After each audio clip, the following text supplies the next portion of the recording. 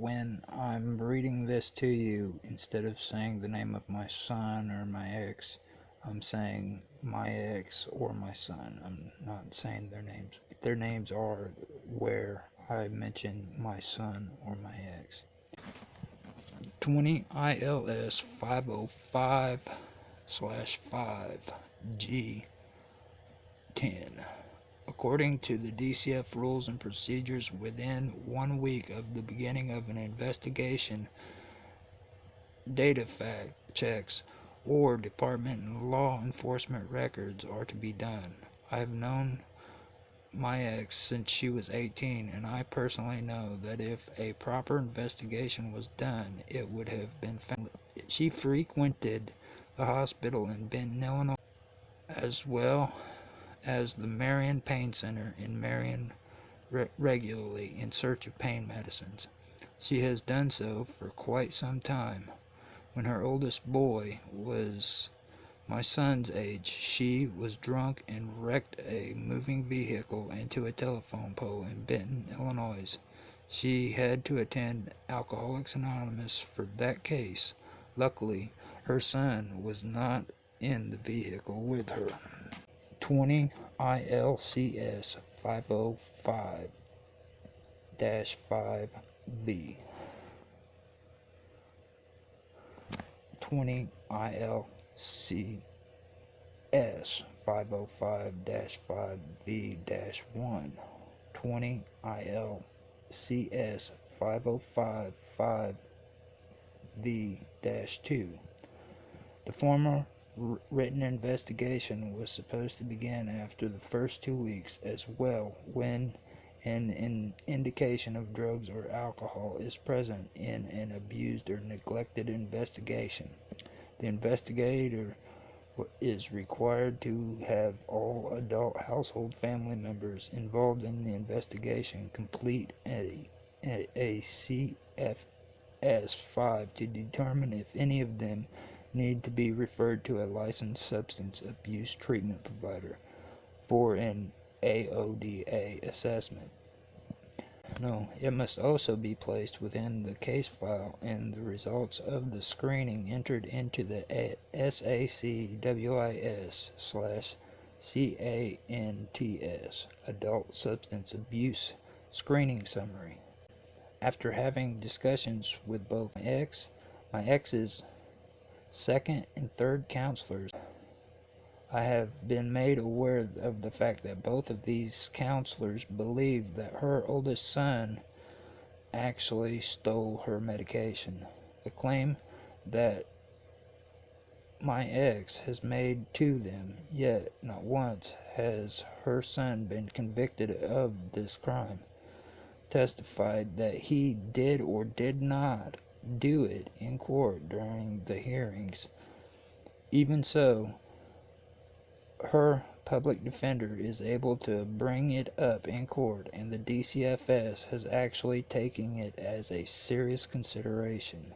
In court, the issue of using a strong box in order to keep my ex's medication safe and allow counselors to monitor them are an issue as well. This is due to the ignorance from the court as well as the DCFS in minimizing what addiction is and how it should be recognized and treated.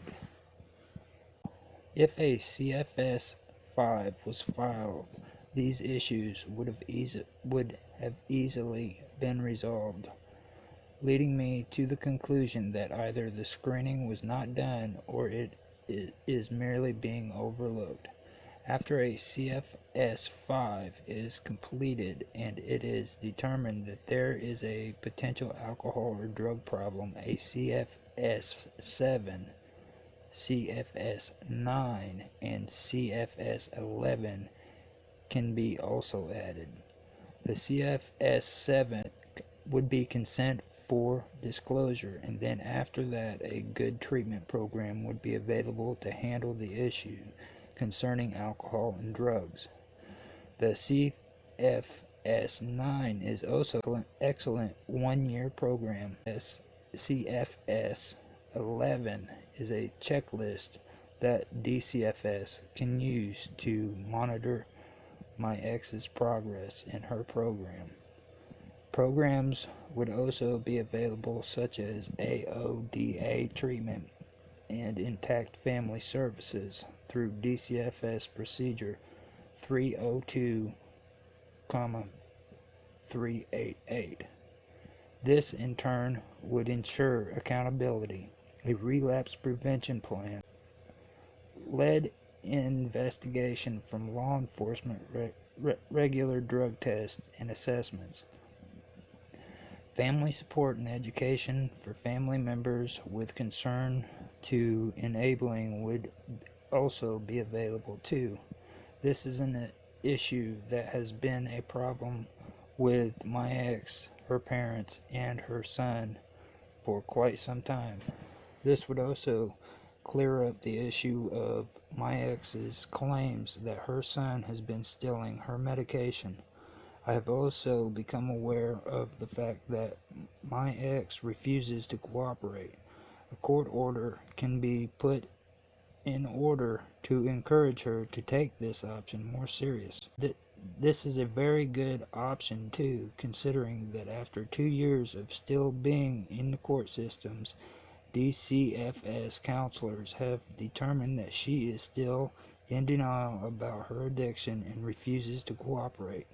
This is not by any means me concerning myself with my ex's case, nor does it concern her privacy.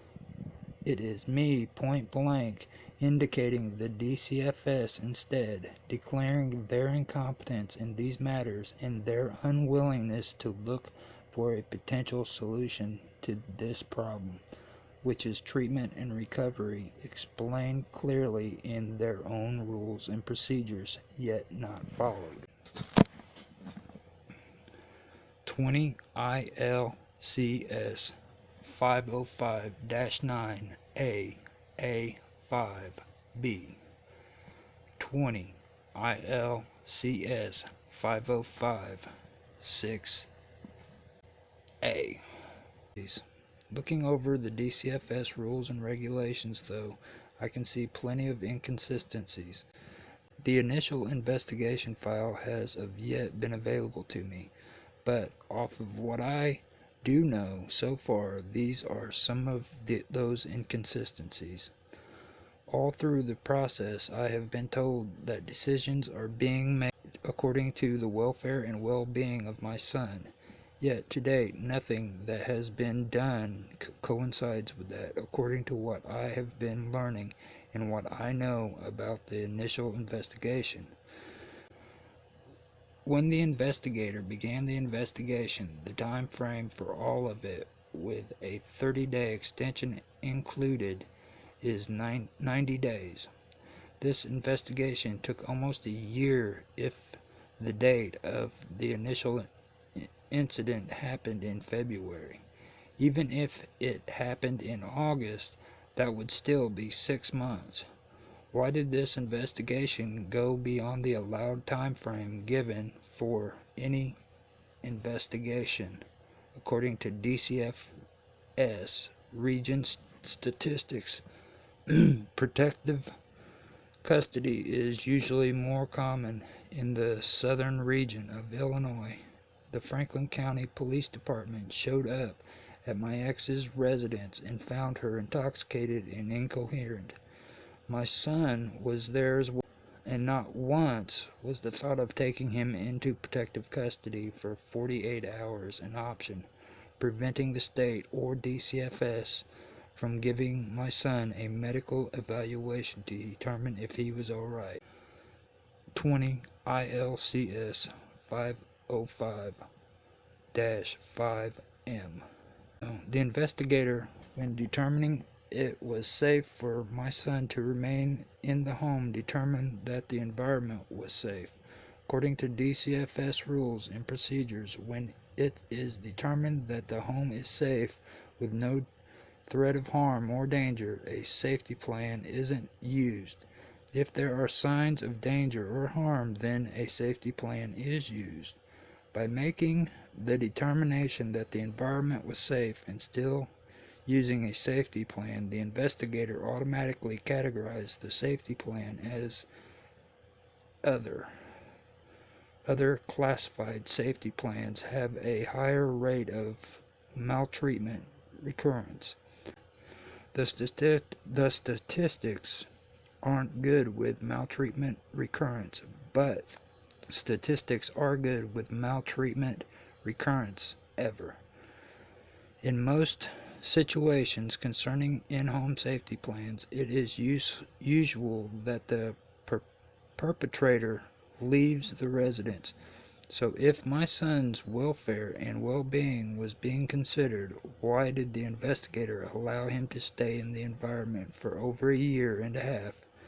If the environment was harmful enough to where the investigator put a safety plan into place, would it not have been in the interest of my child to take him out immediately of the environment? These observations are what I have seen from the rules and procedures of DCFS and the events that I am aware of.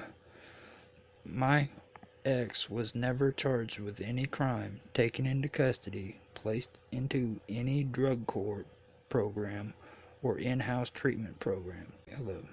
When the investigator reached her conclusion of neglect, what was the environment and conditions of the living space he was in? Was there any signs of physical harm, scars to indicate that there ever were any harms done to him?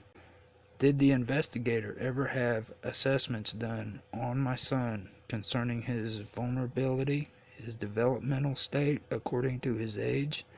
These things are what should have also been taken into account in determining neglect. Leaving a child in a harmful environment because the child lives out in the country, overlooking a hillside, doesn't consist of safety. Calling it neglect when the rules and the procedures you work by doesn't allow it doesn't consist of neglect. If the assessment isn't done on the child, substance misuse, substance risk to injury, environmental injuries to health and welfare, and inadequate supervision do not always constitute child abuse or neglect. Not if the assessment of the child indicates that the child can take care of himself or herself adequately at that child developmental state according to age. I am not condoning any of my ex's actions. I am just merely pointing out DCFS rules and procedures. From conversations with my son's counselors, there is no record of any evaluation in his file where all information is supposed to be placed. This means that his evaluations was never done.